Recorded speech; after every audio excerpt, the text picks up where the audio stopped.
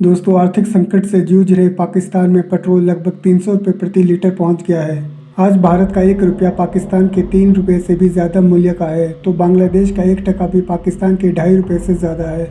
बीते 50 सालों में पाकिस्तान की जनता आज सबसे ज़्यादा महंगाई का सामना कर रही है। आखिर पाकिस्तान इतना बदहाल कैसे हो गया कि लोग आटे के लिए सरकारी ट्रकों के पीछे दौड़ रहे हैं। पाकिस्तान में 1 किलो आटा लगभग 200 रुपये प्रति किलो मिल रहा है। इस्लामाबाद हो या पेशावर हो या खैर पख्तूनख्वा या फिर कराची, हर जगह खाने के सामान की कीमत आसमान छू रही है।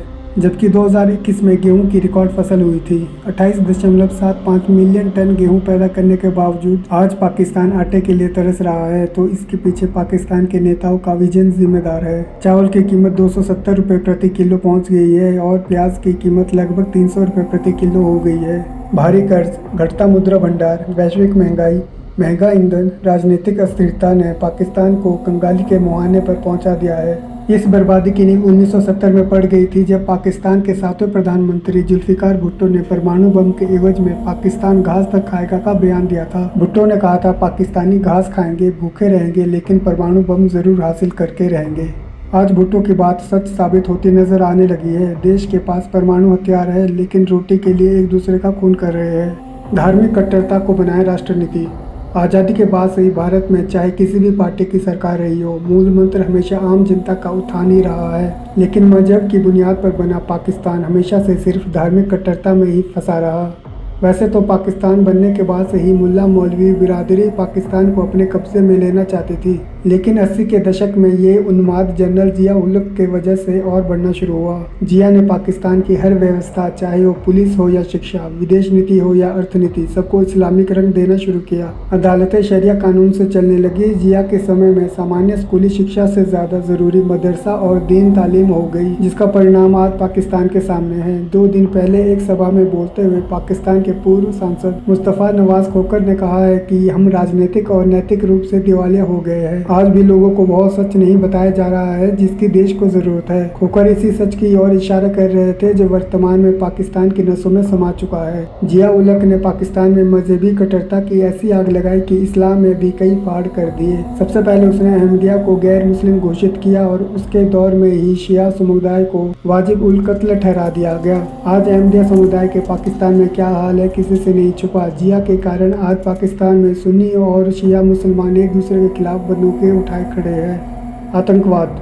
2011 में एबटाबाद में लादेन के मारे जाने के बाद से पूरी दुनिया में किसी को भी अब शक नहीं रहा कि धार्मिक कट्टरता से उपजे आतंकवाद को अब पाकिस्तान से अलग करना नामुमकिन हो गया है। पाकिस्तान ने हमेशा कहा कि लादेन उसके यहाँ नहीं है। अमेरिका भी पूरी दुनिया में उसे खोजता रहा, लेकिन बाद में पता चला कि खुद को अमेरिका का दोस्त बताने वाला पाकिस्तान ने ही उसे पनाह दी हुई है। दुनिया की सबसे खतरनाक आतंकी तंजीमें जैसे तहरीके तालिबान, लश्कर तैयबा, जैश ए मोहम्मद, हरकतुल मुजाहिदीन, लश्कर ओमर, सिपाही साहिबा, हिजबुल मुजाहिदीन सभी पाकिस्तान में फल फूल रहे हैं। अफगानिस्तान हो या भारत या ईरान, पाकिस्तान के पाले पोसे आतंकवाद से सभी परेशान हैं। लेकिन इस आतंकवाद ने सबसे ज़्यादा नुकसान पाकिस्तान का ही किया है। इसके चक्कर में पाकिस्तान को ना तो कभी कोई बड़ा विदेशी निवेश मिला है और ना ही वो खुद का कोई बड़ा उद्योग लगा सका है। 2017 में संयुक्त राष्ट्र में बोलते हुए तत्कालीन विदेश मंत्री सुषमा स्वराज ने कहा था कि भारत और पाकिस्तान एक साथ आज़ाद हुए। हमने वैज्ञानिक, विद्वान, डॉक्टर, इंजीनियर पैदा किए और आपने क्या पैदा किया?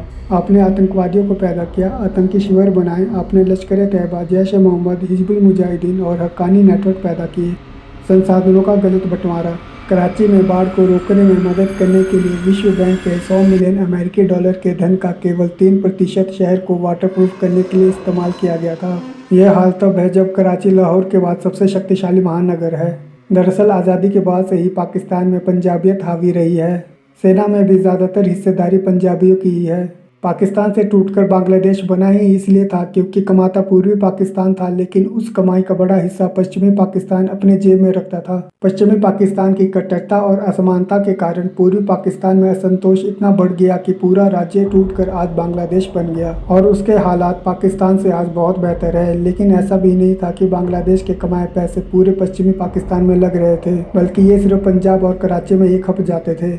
आज भी संसाधनों के मामले में पाकिस्तान का सबसे सक्षम प्रांत बलूचिस्तान बदहाल है और वहाँ का भी शोषण पंजाबी पाकिस्तानी जमकर कर रहे हैं। सिंध समेत पाकिस्तान की सीमा से लगे किसी भी क्षेत्र में कोई विकास नहीं हुआ और लोगों में असंतोष चरम पर है। भारत से दुश्मनी। जन्म के समय से पाकिस्तान भारत से दुश्मनी निभाने में अपनी ऊर्जा का बड़ा हिस्सा खर्च करता रहा है। पाकिस्तान ने भारत में न केवल कश्मीर बल्कि इससे पहले पंजाब में गुमराह युवाओं को खालिस्तान बनाने के लिए उन्हें हथियार समेत हर सुविधा मुहैया करवाई थी। आज भी देश के कई हिस्सों में पाकिस्तान अपने आतंकी या आतंकी मदद भेजकर हमला कराने के फिराक में रहता है। कुख्यात ISI के चीफ रहे हामिद गुल ने एंटी इंडिया मुहिम को बाकायदा स्टेट पॉलिसी के तौर पर बढ़ाया और जिहाद को अपना हथियार बनाया। बेरोजगार युवकों को फौज ने पैसे का लालच देकर अफगानिस्तान और भारत के खिलाफ आतंक के रास्ते पर ढकेल दिया। गुल के पाले मुल्ला मौलवी नौजवानों को समझाते थे कि भारत में आतंकी हमले अगर होते रहेंगे तो पाकिस्तान अपने आप भारत से ऊपर हो जाएगा। जिया उलक और हामिद गुल ने पाकिस्तान का एक ही मकसद बना दिया, भारत की बर्बादी। लेकिन बर्बाद हुआ पाकिस्तान। आज पाकिस्तान के जनजीवन और अर्थव्यवस्था का हाल पूरी दुनिया के सामने है। आज पाकिस्तान अपनी आय से भी ज़्यादा पैसा कर्जों का ब्याज देने और रक्षा क्षेत्र पर खर्च कर रहा है। पाकिस्तानी वित्त मंत्रालय के मुताबिक मुल्क ने सेना के पेंशन और अन्य खर्चों को छोड़कर 517 अरब रुपए केवल रक्षा पर खर्च किए हैं। इसकी वजह से उसे अन्य महत्वपूर्ण क्षेत्रों जैसे शिक्षा, स्वास्थ्य आदि के बजट में भारी कटौती करनी पड़ रही है। दुनिया की बड़ी ताकतों के हाथ का खिलौना। आज़ादी के समय दुनिया में दो बड़ी ताकतें संयुक्त सोवियत संघ और संयुक्त राष्ट्र अमेरिका थी। ये दोनों ताकतें दुनिया के तमाम देशों को अपने अपने खेमे में शामिल करने के लिए प्रलोभन देती थी। भारत ने गुटनिरपेक्ष रहने का विकल्प चुना, लेकिन फंड के लालच में पाकिस्तान अमेरिका से जा मिला। अमेरिका को भी एशिया में सामरिक सहयोगी चाहिए थे ताकि रूस को इस तरफ से वे घेर सके। पाकिस्तान के लालची फितरत को भांपते हुए अमेरिका ने पाकिस्तान को भर भर के पैसे और हथियार देने शुरू किए और इस तरह ईस्ट इंडिया कंपनी और फिर ब्रिटेन के हाथों से आज़ाद हुआ पाकिस्तान कुछ ही सालों के भीतर नैतिक, आर्थिक और सामरिक नज़रिए से अमेरिका का गुलाम बन गया। अमेरिका ने पाकिस्तान को कई सालों तक पाला पोसा, लेकिन फिर भारत के बढ़ते कद को देखकर अमेरिका भारत की ओर झुकने लगा। आज अमेरिका और भारत दोस्त है और ये रिश्ता बराबरी का है, ना कि वैसा जैसे अमेरिका और पाकिस्तान का था। कंगाल पाकिस्तान अब चीन का गुलाम भी बन चुका है। आर्थिक निवेश के बहाने चीन ने पाकिस्तान के संसाधनों पर कब्जा करना शुरू कर दिया है। कोविड काल में पाकिस्तान रूस से भी नज़दीकी बढ़ाने की नाकामयाब कोशिश कर चुका है। खास बात यह है कि दुनिया के किसी भी देश से पाकिस्तान के संबंध मित्रता के नहीं बल्कि याचक के ही होते हैं और इसलिए वो महाशक्तियों के हाथ का खिलौना बना रहता है। सर्वशक्तिमान सेना।